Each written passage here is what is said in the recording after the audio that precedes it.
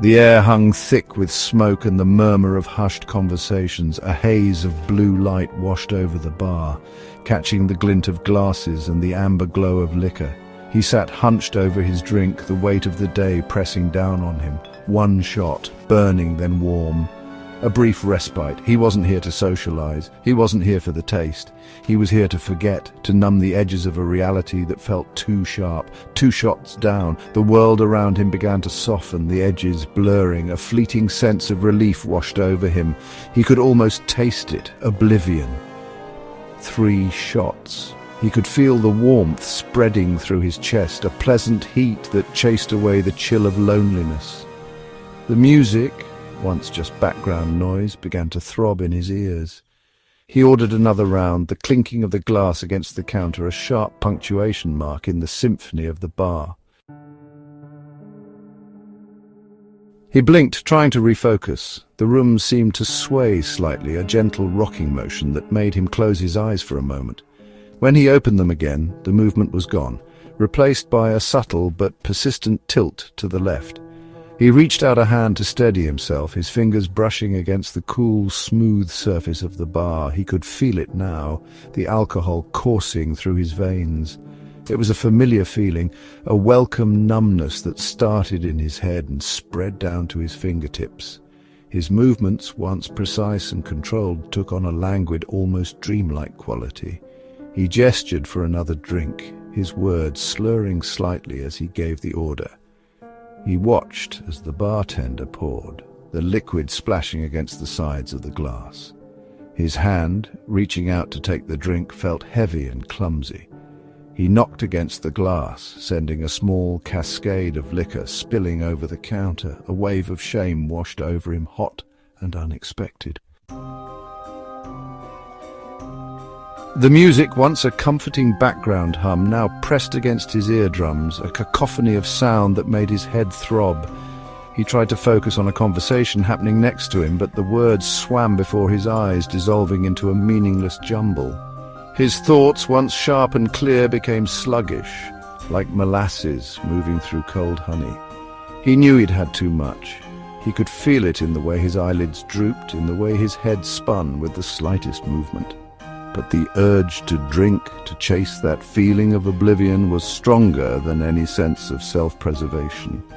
He raised his glass to his lips, the liquid inside sloshing dangerously close to the rim. A sudden burst of laughter from the other end of the bar startled him, making him flinch. He looked down at his hand, surprised to see the glass still clutched tightly in his grip. He hadn't even realized he'd lifted it to his mouth. His reflexes were dulled, his reactions delayed. He was a passenger in his own body, his will hijacked by a chemical craving. Deep within his abdomen, his liver, the body's tireless filter, worked overtime. Usually a quiet, efficient organ, it now labored to process the onslaught of alcohol, each shot a toxic flood. It struggled to break down the ethanol, converting it into less harmful substances, but the sheer volume was overwhelming. As the liver worked tirelessly, toxins began to accumulate, like a clogged drain. The body's natural filtration system struggled to cope. The excess toxin seeped into the bloodstream, poisoning him from the inside out. He felt a wave of nausea, a primal warning sign from his body, begging him to stop. The pleasant warmth he'd initially felt morphed into a sickly heat, a burning sensation that spread from his stomach to his limbs. He felt sweat prickling at his hairline, a clammy film forming on his skin. His body, once a temple, was now a battleground, a war being waged between pleasure and self-destruction. The rest of the night was a blur. He vaguely remembered laughing too loudly, telling jokes that fell flat, stumbling on his way to the bathroom. Moments, once vivid and clear, dissolved into a hazy montage of fragmented images and muffled sounds. He was adrift in a sea of intoxication, his memories slipping away like sand through his fingers. He woke the next morning with a throbbing headache and a stomach churning with nausea. The remnants of the night before clung to him like a bad dream. The the taste of stale alcohol in his mouth, the dull ache behind his eyes, the crushing weight of regret settling heavy in his chest. He couldn't remember how he got home, who he talked to, what he did. His mind, usually a steel trap for memories, was now a blank slate. He stumbled to the bathroom, his reflection in the mirror a stranger. Bloodshot eyes stared back at him, filled with a mixture of self-loathing and a dull sense of panic. What had he done? Who had he hurt? The fear of the unknown, of the potential consequences of his actions, was a torment. The human liver is an organ of remarkable resilience, capable of regenerating itself even after significant damage. However, its ability to heal is not limitless. Years of alcohol abuse, of repeatedly pushing this vital organ to its breaking point, can have devastating consequences. On one hand, a healthy liver, a marvel of biological engineering, diligently filters blood, detoxifies harmful substances, and plays a crucial role in digestion and metabolism. It's the silent workhorse of the body, essential for life and well-being. On the other hand, a liver ravaged by cirrhosis, a condition where healthy tissue is replaced by scar tissue, becomes hardened, shrunken, and unable to perform its vital functions. It is a stark reminder of the body's limitations, of the high price paid for years of abuse. Cirrhosis is not a quick death sentence, but a slow, agonizing decline. It brings with it a host of other health problems: jaundice, fluid buildup in the abdomen, internal bleeding, increased risk of liver cancer. It is a constant reminder of the damage inflicted, a heavy burden to carry both physically and emotionally.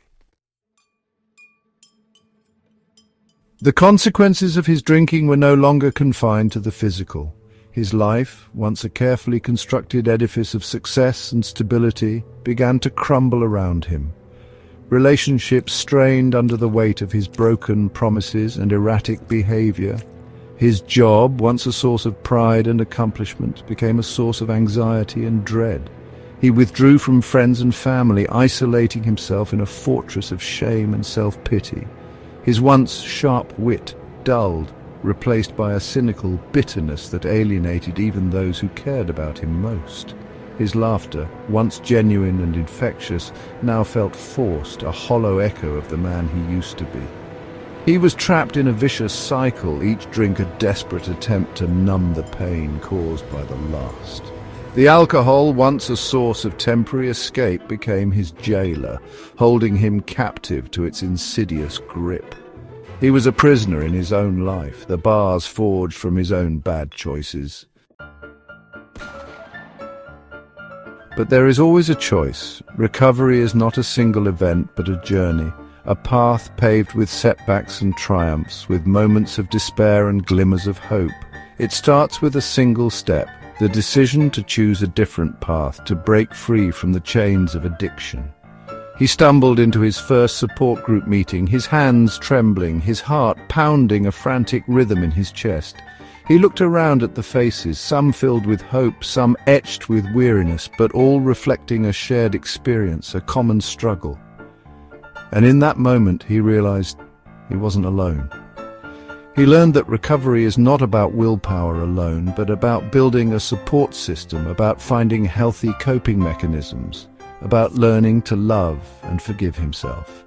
It's about rediscovering who he was before the alcohol took over, about reclaiming his life one day at a time.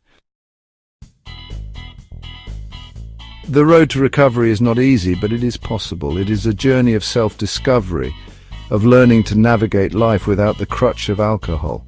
It is about finding joy in the simple things, in the warmth of the sun on his skin, in the laughter of loved ones, in the quiet satisfaction of a day lived sober. If you or someone you know is struggling with alcohol addiction, please know that you are not alone. There is help available. Reach out to a trusted friend, family member, or healthcare professional. There are resources available to support you on your journey to recovery.